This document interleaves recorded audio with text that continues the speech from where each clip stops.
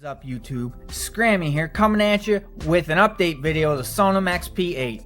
Now all of you that have watched my recent video with putting the Sonim in CLR, well you would know that the CLR definitely got into the phone and caused some sort of damage. I think the CLR cleaner actually got in, the watermark indicators inside the phone were tripped, so obviously after all my tests and all the smashing and bashing and chemicals, finally, we had something get into the phone and ruin it. Well, I was able to get the phone started again, and I had posted a picture on my YouTube channel here of the phone actually booted up and running.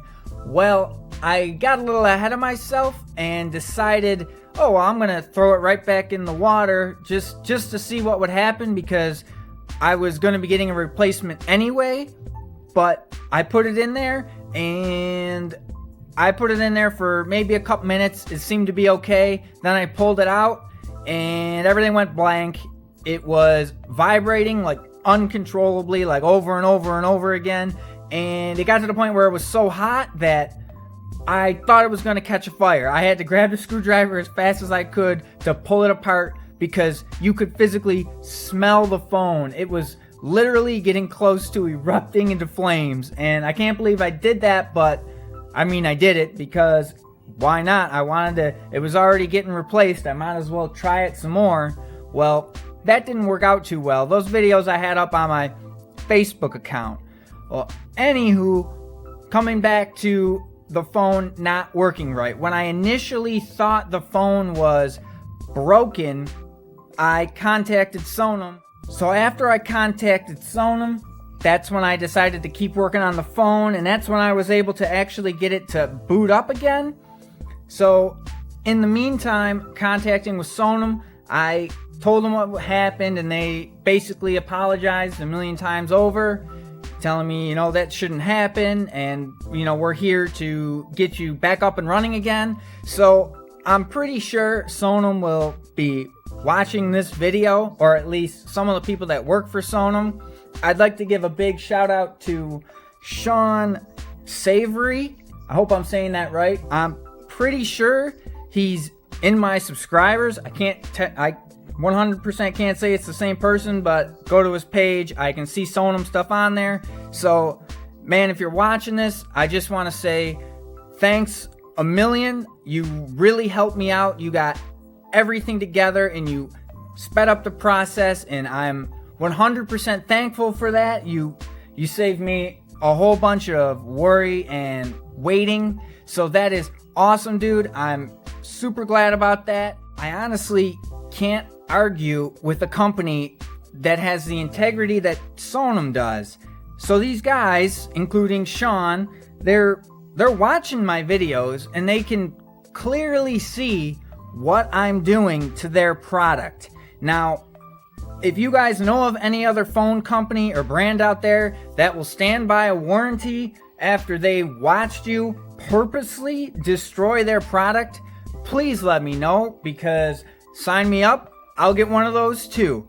But I am just so happy that no matter what I do, Sonim is standing by their promise. They're standing by their word. I say that's a bunch of integrity right there.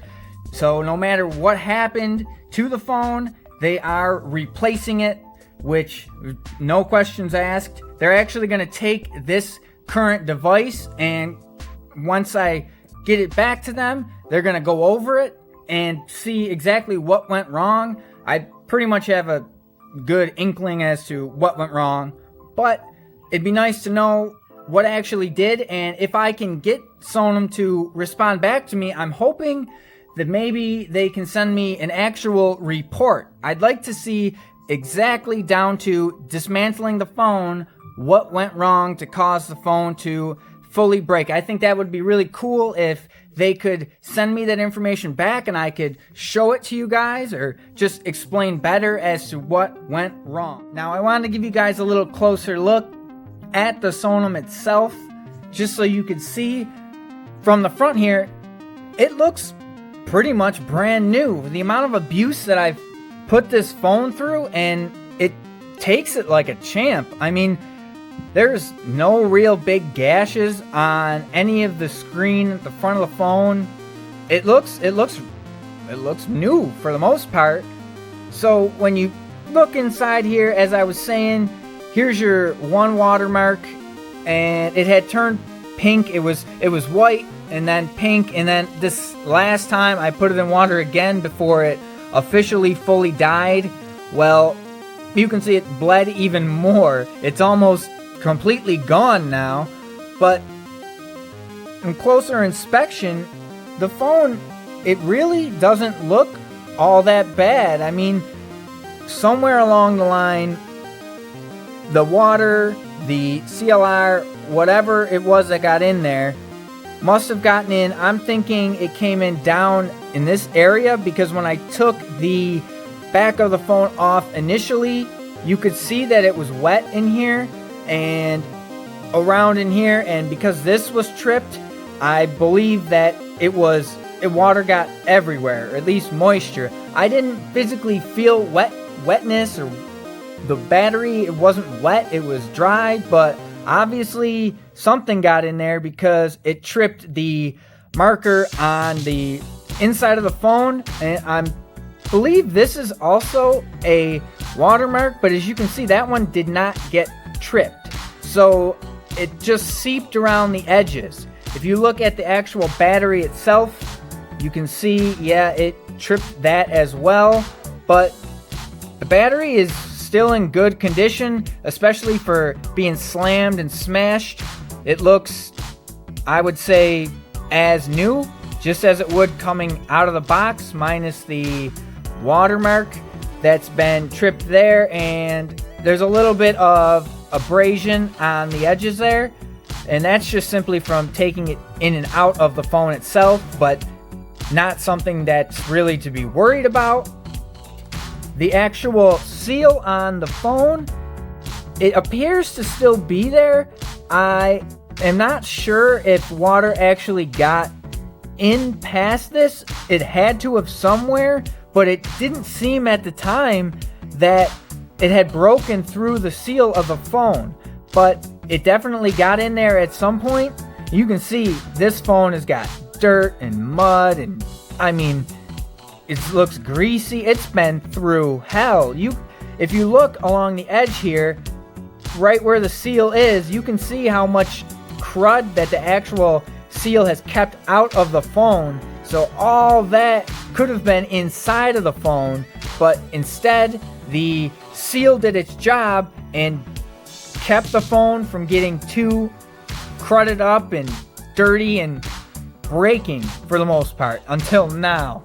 And again, not much seems to be awry inside the phone. There's not much to look at, minus the fact that the outer edge is dirty, but the camera, I mean, that looks perfectly good as new. The flash, not really scratched up. You can see there's actually a little bit of crud in the little eyelet thing here that you could hook like a keychain or something to if you wanted to. But the back, there's a couple like smash marks here. Like you can see this little, I don't know, little square there just from pressure of being when I parked the truck on top of it for an hour.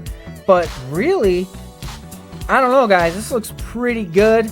I'm thinking even maybe as just like my other Sonim, that the water could have gotten in through the speakers or seeped around through the buttons, and when it went through and in, it just caused everything to fail. On the edges here, now all these implements, like these are for your accessories. Well, I don't know if you can see this, but they look not so great. And I think some of the chemicals that I dropped the phone in, because these are metal, I think it reacted and it actually started to eat away and destroy where you would put your accessories in. So up here you can definitely see the markings, how they're supposed to be nice and gold. Well, they're definitely not, and that doesn't wash off. That's like corrosion. And the same thing at the top here, a couple of the pins there definitely have some corrosion going on, and I'm pretty much 100% certain that's from all the chemicals I put the phone in. But yeah, this is it. It looks good, besides the obvious issue with it not booting up. Here we go. See if I can get on the inside there. The seal still is nice and on there. I don't see anywhere where anything got in through the charging port. If I can get this to maybe focus, you can see in there it looks a little dirty, but I mean, the phone was still charging. I was able to plug it back in and let it charge up after it dried out and initially came back on. But now that it's doing what it is now, I don't feel safe enough to plug it back in and charge it. So I'll see if I can get anything to happen. Again, I don't recommend you doing anything to a water damaged phone. It's a really bad idea. But just for the sake of it, we're going to throw this in. So in goes the battery and power, and it vibrated, but I believe that is all we're gonna get. It's not attempting to boot or go any further than where it is. So I don't think this one's gonna come back, but no matter what I do to it, it's done. So it lived a harsh life. It's been through hell and back. And that's it, guys.